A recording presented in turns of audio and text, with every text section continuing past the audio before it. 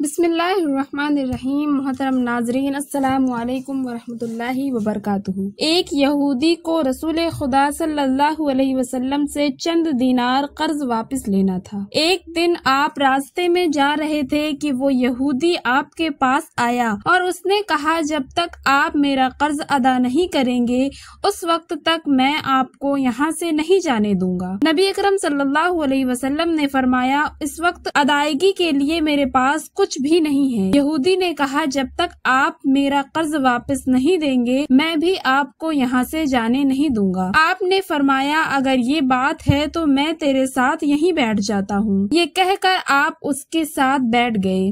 جیسے جیسے وقت گزرتا گیا آپ کے صحابہ وہاں جمع ہوتے گئے۔ جب انہوں نے یہودی کی یہ جسارت دیکھی تو انہوں نے اس کو سزا دینے کا ارادہ کیا۔ آپ نے ہر طرح کی تعبیر بھی کارروائی سے روک دیا اور فرمایا کہ تم دور چلے جاؤ۔ حکم رسول کے تحت صحابہ دور چلے گئے۔ سورج لمحہ با لمحہ گرم ہو رہا تھا اور اس کی تپش سے آپ کو اذیت پہنچ رہی تھی، یہاں تک کہ آپ کا چہرہ سے پسینہ بہنے لگا۔ اس کے باوجود آپ نے کسی طرح کے غصے کا اظہار نہ کیا اور کوئی سخت جملہ نہ کہا۔ آپ سارا دن وہیں بیٹھے رہے اور ظہر، عصر اور مغرب و عشاء کی نمازیں وہیں پڑھی۔ پھر رات چھا گئی، آپ نے رات بھی وہیں بسر کی اور فجر کی نماز بھی وہیں پڑھی۔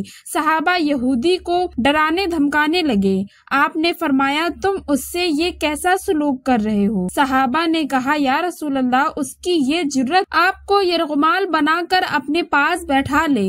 حضرت صلی اللہ علیہ وسلم نے فرمایا، اللہ نے مجھے اس لیے نہیں بھیجا کہ میں کسی ہم پیمان یا کسی اور پر ظلم کروں۔ جب دن چڑھا تو یہودی نے کلمہ اسلام پڑھتے ہوئے کہا، اشہد ان لا الہ الا اللہ و اشہد ان محمدن عبدہ و رسولہ۔ میں اپنی دولت کا ایک حصہ راہ خدا میں دیتا ہوں۔ میں نے آپ کو اس لیے نہیں روکا تھا کہ میں آپ کی توہین کروں، اس ذریعے سے میں آپ کے پیمانہ صبر کو آزمانا چاہتا تھا، کیونکہ تورات میں نے آپ کی یہ صفت پڑھی ہے، محمد بن عبداللہ مکہ میں پیدا ہوگا اور طیبہ کی طرف ہجرت کرے گا۔ وہ تندخواہ اور سخت مزاج، بےہودہ گوئی کرنے والا نہ ہوگا اور کوئی جھوٹی بات زبان سے نہیں کہے گا۔ اس طرح سے میں نے آپ کو یہاں روک کر اس بات کی تصدیق کی ہے کہ تورات نے بالکل سچ کہا تھا۔ رسول اکرم صلی اللہ علیہ وسلم مبعوث پر رسالت ہونے کے 3 سال بعد تک خفیہ طور پر دعوت اسلام دیتے رہے۔ اس کے بعد اللہ تعالیٰ نے آپ کو حکم دیا کہ آپ کھل کر اللہ کا پیغام پہنچائیے، ان لوگوں کو خدا کی طرف دعوت دیں۔ ایام حج شروع ہوئے، پورے جزیرۃ العرب سے لوگ مکہ کی طرف آنا شروع ہوئے۔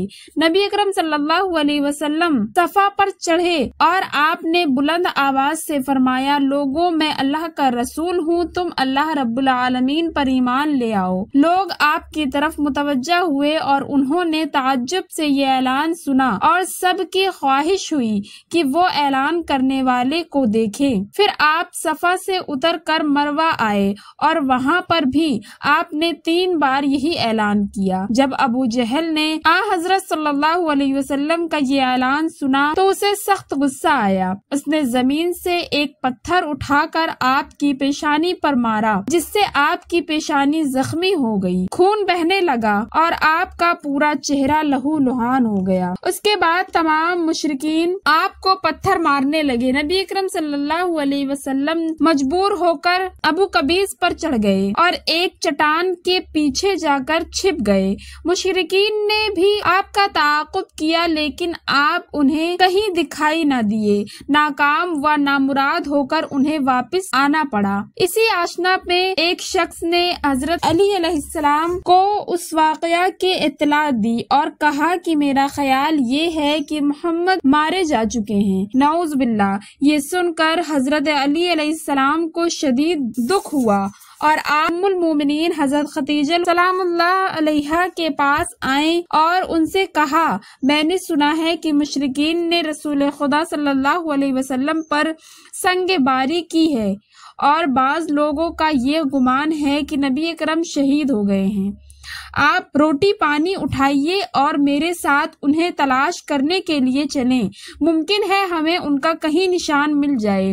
آپ وادی پر نظر رکھیں اور میں پہاڑ کے دامن میں آپ صلی اللہ علیہ وسلم کو تلاش کرتا ہوں۔ آپ روتے ہوئے آگے بڑھے اور آپ کہہ رہے تھے، یا رسول اللہ ہمیں جواب دے، آپ کہاں ہیں؟ میری روح آپ پر قربان، آپ کسی وادی میں بھوکے پیاسے ہیں، آپ نے مجھے اپنے ساتھ کیوں نہ لیا تھا؟ حضرت خدیجہ رو رو کر فریاد کر رہی تھی، کوئی ہے جو نبی مصطفیٰ کی مجھے خبر دے؟ کیا کسی نے انہیں دیکھا ہے جو مجھے ان کے متعلق بتلائے؟ اس وقت جبرائیل علیہ السلام رسول خدا صلی اللہ علیہ وسلم پر نازل ہوئے۔ ان کے پیچھے ملائکہ کی بہت سی صفیں تھی۔ انہوں نے حضرت صلی اللہ علیہ وسلم سے کہا، خداوند جبار نے ہمیں آپ کے فرمان کی تعمیل کے لیے بھیجا ہے، اگر آپ چاہیں تو ہم اس قوم کو تباہ کر دیں گے اور ان کا دنیا میں کہیں نام و نشان نہ دکھائی دے گا۔ رحمت العالمین نے فرمایا، میں نبی رحمت بنا کر بھیجا گیا ہوں، میں عذاب و انتقام کا حامی نہیں ہوں۔ پروردگار میری قوم کو معاف کر دے، وہ مجھے جانتے نہیں ہیں۔ جبرائیل امین علیہ السلام نے حضرت صلی اللہ علیہ وسلم سے کہا، خدیجہ سلام اللہ علیہا آپ کو تلاش کر رہی ہیں۔ خدیجہ کے رونے سے آسمان کے فرشتوں کو رلا دیا ہے، آپ انہیں جواب میں خدا کی طرف سے اور ہماری طرف سے انہیں سلام پہنچا دیجیے اور انہیں جنت کی بشارت دے۔ نبی اکرم صلی اللہ علیہ وسلم نے خدیجہ علی کو صدا دی اور انہیں اپنے پاس بلایا۔ دونوں شخصیات آپ کی خدمت میں حاضر ہوئے، انہوں نے ان کی پیشانی پر پٹی باندھی اور گھر لے آئے۔ جب مشرکین کو معلوم ہوا کہ نبی اکرم صلی اللہ علیہ وسلم اپنے گھر آ چکے ہیں تو انہوں نے گھر کا محاصرہ کر لیا اور سنگ باری شروع کر دی۔ حضرت علی علیہ السلام اور حضرت خدیجہ سلام اللہ علیہا آپ کا دفاع کرنے لگی۔ جب سنگ باری میں معمولی سا وقفہ ہوا تو حضرت خدیجہ گھر سے نکلی اور انہوں نے چیخ کر کہا، فرزندان قریش، کیا تم سے حیا رخصت ہو گئی ہے؟ تم اپنے قبیلہ کے معزز اور محترم خاتون کے گھر پر سنگ باری کرنے لگے ہو۔ اگر تمہیں خدا کا خوف نہیں ہے تو دوسرے لوگوں کو اپنے اوپر ہنسنے کا موقع نہ دو اور اپنے لیے ہمیشہ ذلت و بدنامی تو نہ خریدو۔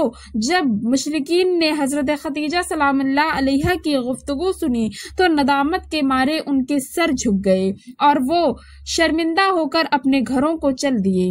نبی اکرم صلی اللہ علیہ وسلم نے دعوت اسلام کا آغاز ان رافع عرصہ واقعات کے ساتھ کیا تھا۔ آپ پر کروڑوں سلام ہو۔ آپ نے لوگوں کو گمراہی و ضلالت سے بچانے کے لیے قدم قدم پر تکالیف اٹھائی ہیں اور صدمے برداشت کیے ہیں۔ امید کرتی ہوں کہ آپ کو آج کی ویڈیو اچھی لگی ہوگی۔ اگر آپ کو ہماری یہ ویڈیو اچھی لگی ہو تو پلیز ہماری ویڈیو کو لائک کریں اور ہمارے چینل کو سبسکرائب کریں۔ ملتے ہیں اگلی ویڈیو میں، تب تک کے لیے اللہ حافظ۔